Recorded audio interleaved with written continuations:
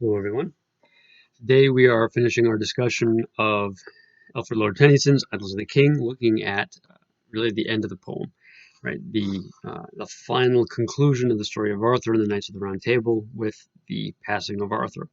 And we are going to see a lot of the themes and the narrative arcs that were progressing throughout the other Idylls wrapped up and brought to a conclusion here. However, it may not be quite as clear as you might have expected, being unfamiliar with the story, uh, as to exactly what it is that happens to Arthur at the end of this. But before we get to that point, if we look to see how this is particularly structured, we notice this recurring pattern, and that is a framing narrative.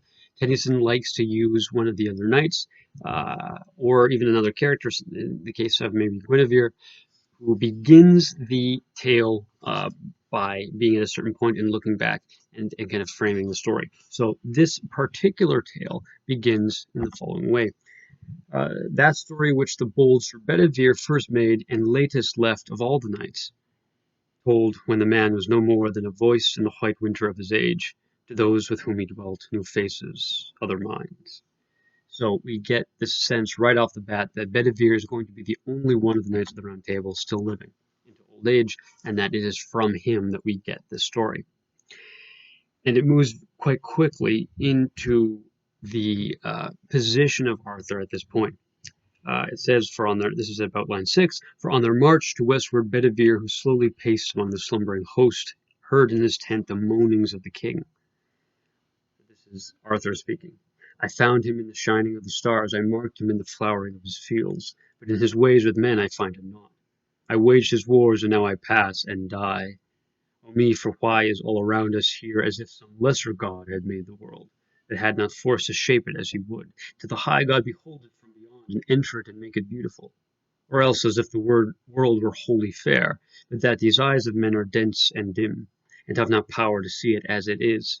Perchance because we see not to the close, for I, being simple, thought to work his will, and have but stricken with the sword in vain.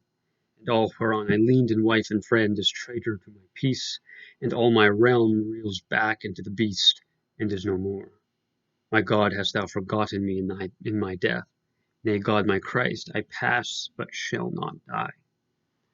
So here we see Arthur really in his desolation, having lost everything. He now sees the world not as a good thing created by God, but he looks around and sees only suffering. He cries out, wondering how a good God could have possibly created it. And we see here, right at the very end of this section, right, my God, hast thou forgotten me in death? An echo to the cry of Christ on the cross in the Gospel account of Matthew, chapter 27, verse 46, my God, why hast thou forsaken me? And we've seen Arthur is often connected with kind of Christ-like imagery, but usually in the sense of a servant, right? So here he's kind of crying out in despair. And he's going to get a little bit of an answer from the ghostly figure of Gawain. So we see the ghost of Gawain. Right after this, he had been killed in the war with Lancelot, and he's foretelling Arthur's doom. But despite this warning, Arthur continues to trudge on. And at about lines 52 to 57, we see Bedivere speaking to Arthur, and he says, O me, my king, let pass whatever will, elves in the harmless glamour of the field. But in their stead thy name and glory cling to all high places like a golden cloud forever. But as yet thou shalt not pass. Light was this Gawain in life, and light in death is Gawain, for the ghost is as the man. And care not thou for dreams from him, but rise. I hear the steps of Mordred in the west, and with him many of thy people and knights once thine whom thou hast loved, but grosser grown than heathen, spitting out their vows at thee. Right well in heart they know thee for the king. Arise, go forth, and conquer as of old.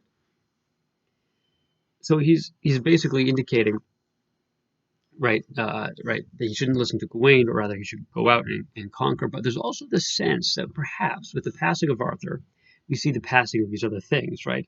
That pass whatever will, elves in the harmless glamour of the field. There's a sense that kind of the world of legend, right, of knights and of magical creatures like elves, is going to pass along with Arthur as well. And then at lines about 67 to 69 or so, we get this kind of reminiscence by Arthur to Bedivere, where he says, "Far other is this battle in the west, whereto we move, than when we strove in youth, and brake the petty kings and fought with Rome, or thrust the heathen from the Roman wall, and shook him through the north. Ill doom is mine to war against my people and my knights. The king who fights his people fights himself, and they my knights who loved me once, the stroke that strikes them dead is as my death to me. Yet let us hence and find or feel a way through this blind haze, which ever since I saw one lying in the dust at Almesbury, hath folded in the passes of the world."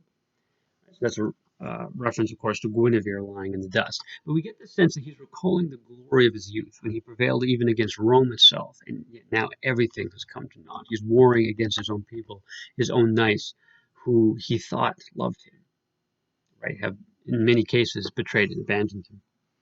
And so we see him really ride off into the sunset, right, at about 81 or so. And rose the king and moved his host by night, and ever pushed Sir Mordred league by league black to the sunset bound of Lyonesse, a land of old up heaven from the abyss by fire to sink into the abyss again. So there's a sense that this land of Lyonesse is kind of a land out of time, right, in which this final battle will take place. Right? And then it goes on, where fragments of forgotten peoples dwell.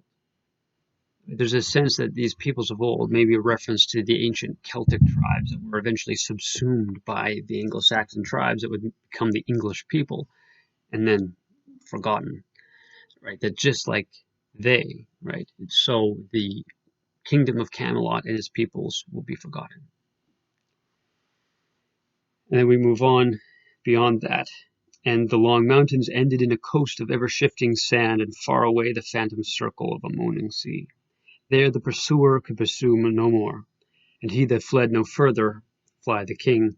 And there that day, where the great light of heaven burned at his lowest in the rolling year, on the waste sand by the waste sea, they closed. That's to say that Mordred and Arthur, their armies, close in battle.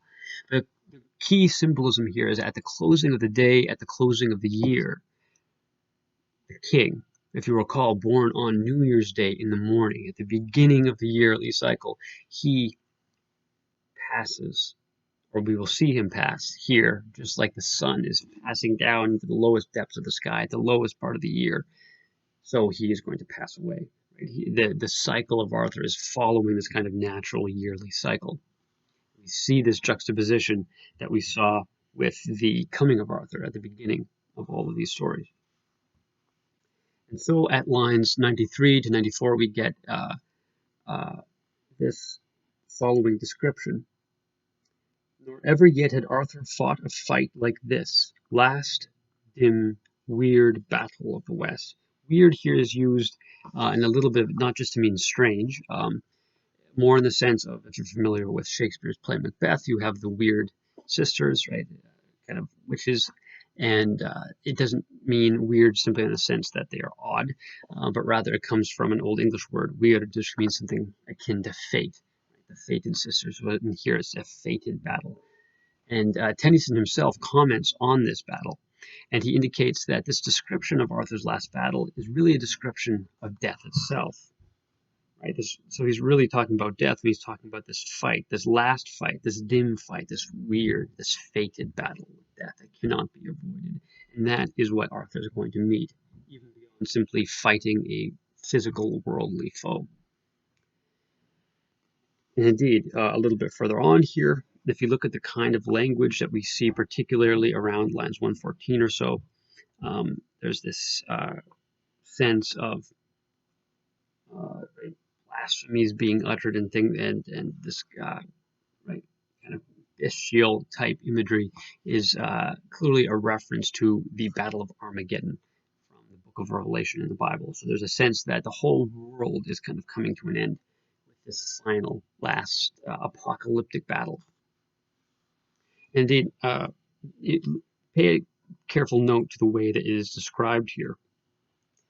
A death-white mist slept over sand and sea, whereof the chill to him who breathed it drew down with his blood, till all his heart was cold with formless fear. And e'en on Arthur fell confusion, since he saw not whom he fought. For friend and foe were shadows in the mist, and friend slew friend, not knowing whom he slew. Some had visions out of golden youth, and some beheld the faces of old ghosts look in upon the battle, and in the midst was many a noble deed, many a base, and chance and craft and strength and single fights, and ever and anon with host to host shocks and the splintering spear, the hard mail-hewn shield breakings and the clash of brands, the crash of battle axes on shattered helms, and shrieks after the Christ of those who falling down looked up to heaven and only saw the mist, and shouts of heathen and the traitor knights, oaths, insult, filth, and monstrous blasphemies, sweat, writhings, anguish, labouring of the lungs in that close mist, and cryings for the light, moans of the dying, and voices of the dead. So we get this very vivid scene of utter chaos, and Tennyson himself comments on this, saying that this grim battle in the mist contrasts with Arthur's glorious battle, if you remember, in The Coming of Arthur. Which was fought on a bright day. When you remember, there's a line that says Arthur was able to see the smallest rock far on the faintest hill, right? So in this opening brightness of the day, in the beginning of his kingship, right, he has keen sight. But now he dies in a mist where friend doesn't know friend from foe, and everyone is looking for the light. And so the final battle comes to an end around lines 164 to 169. We get the description here. And uttering this, the king made at the man, that's Mordred, then Mordred smote his liege hard on the helm, which many a heathen sword had beaten thin, while Arthur at one blow, striking the last stroke with Excalibur, slew him and all but slain himself, he fell. We get the sense that the helmet of Arthur has been so beaten down from the swords of so many enemies that it cannot withstand this final stroke, right? So we can clearly see the symbolism here, right? It's this kind of weakening under constant attack, leading to this final fatal blow. However, as it's landed, Arthur is able to finally slay Mordred. So we get a sense, right, that all, as it says in line 170, so all day long the noise of battle rolled. This day-long battle is finally coming to an end.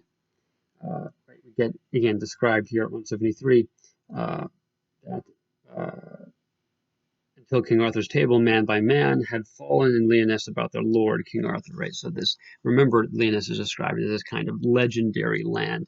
Well, now we're getting all the knights, the heroes of legend, falling, all of them, around their liege, with only Sir Bedivere left. And so we see at lines about 174 to 181 or so that Sir Bedivere takes the wounded Arthur to a chapel, right, to recover or die. And we see the kind of desolation that's really left around them.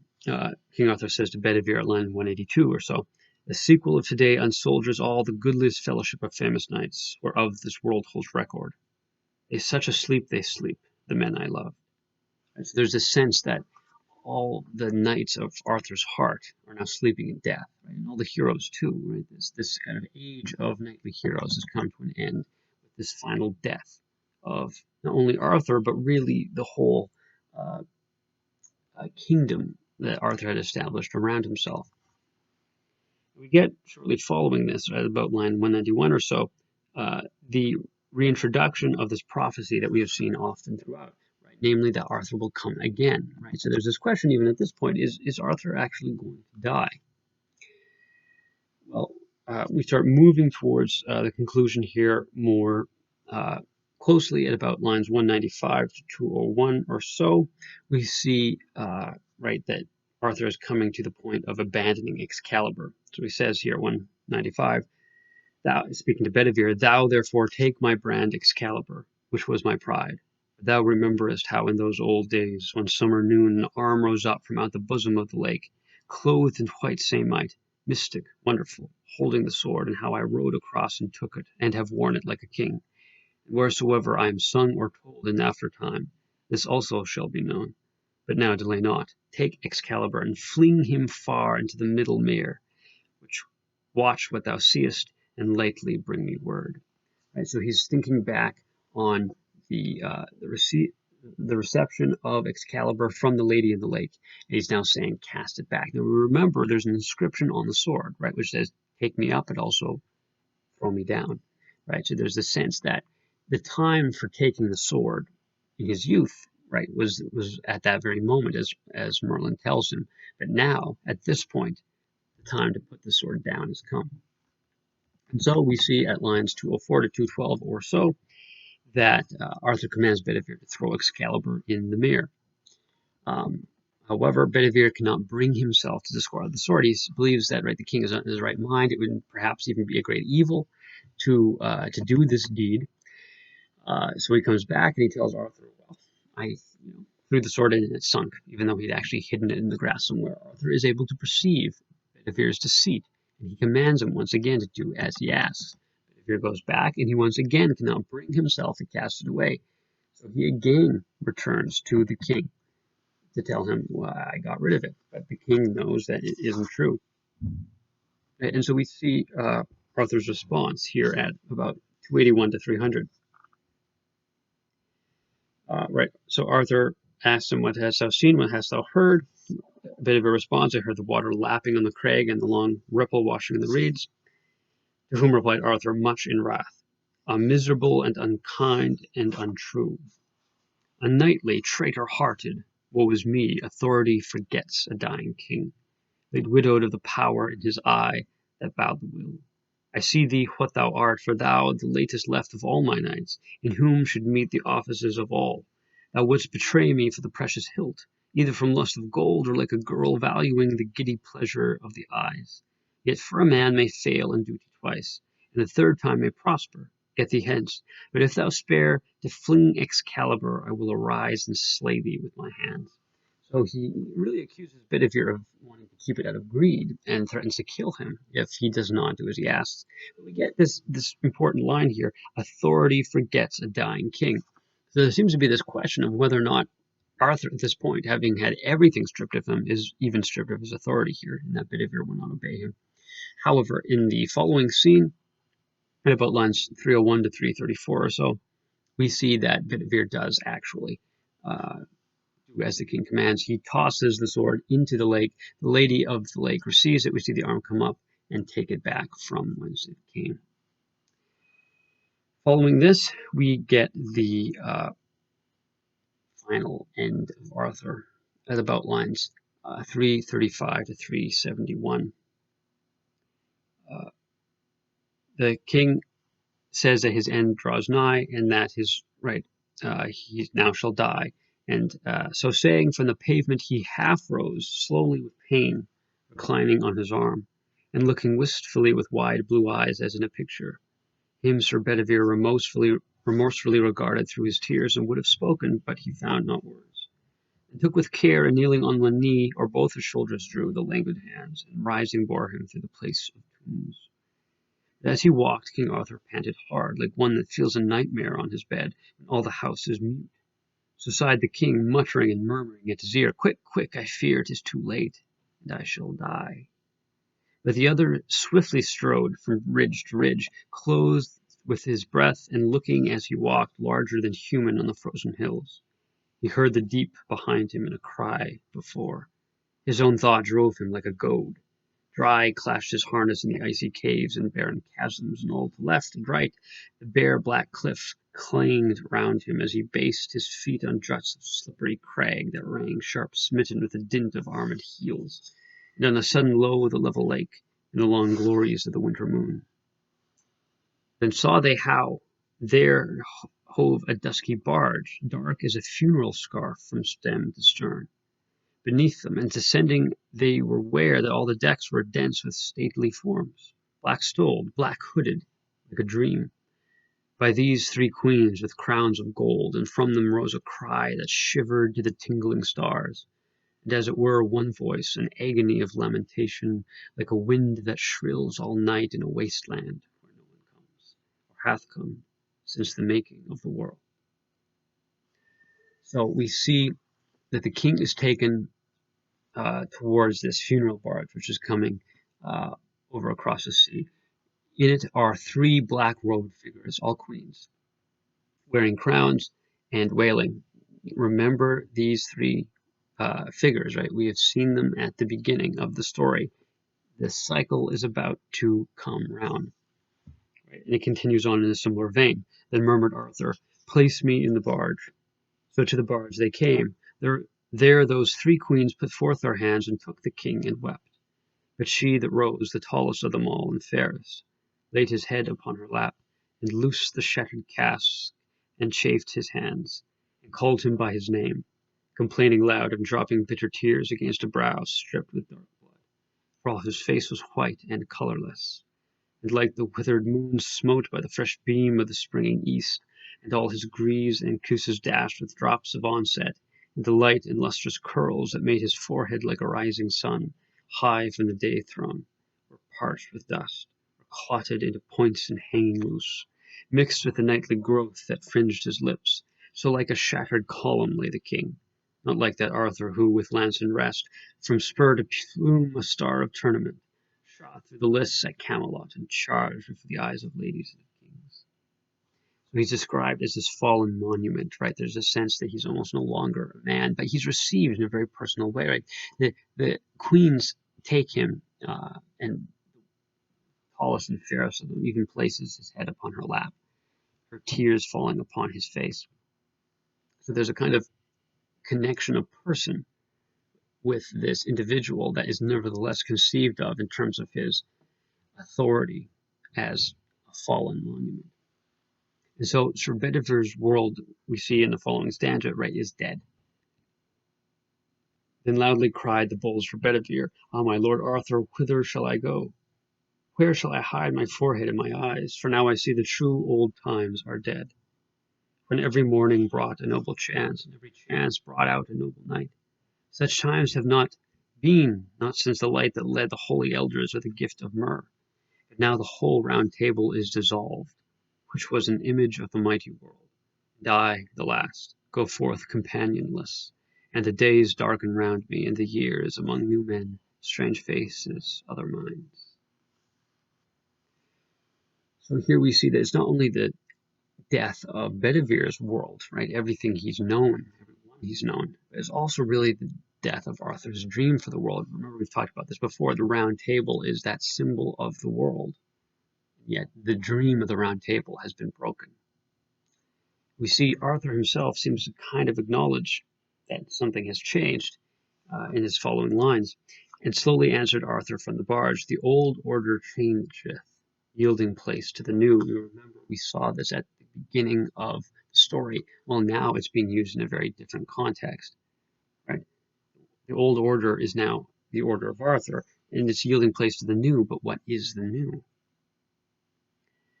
And God fulfills himself in many ways, lest one good custom should corrupt the world. So it seems that he's probably referring to the custom or the customs that revolve around chivalry.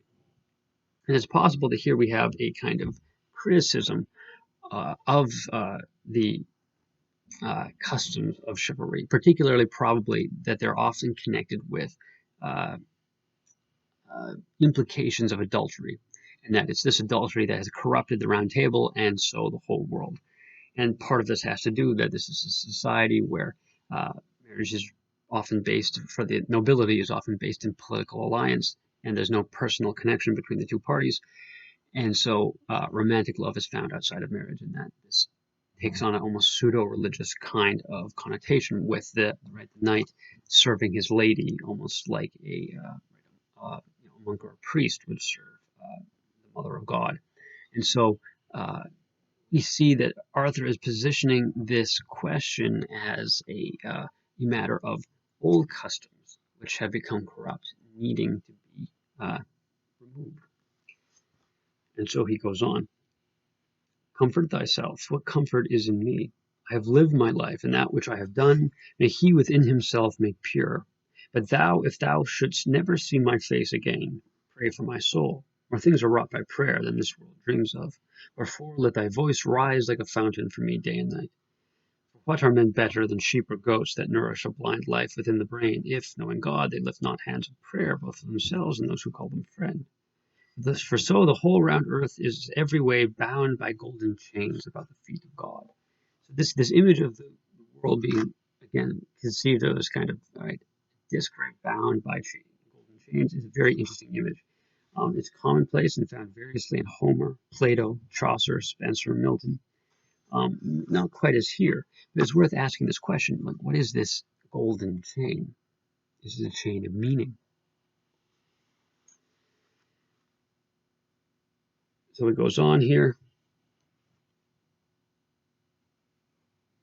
But now farewell, I am going a long way, with these thou seest, if indeed I go, for all my mind is clouded with a doubt, to the island valley of Avalon, or falls not hail or rain or any snow, nor ever wind blows loudly, but it lies deep meadowed, happy, fair, with orchard lawns and bowery hollows crowned with summer sea, where I will heal me of my grievous wound.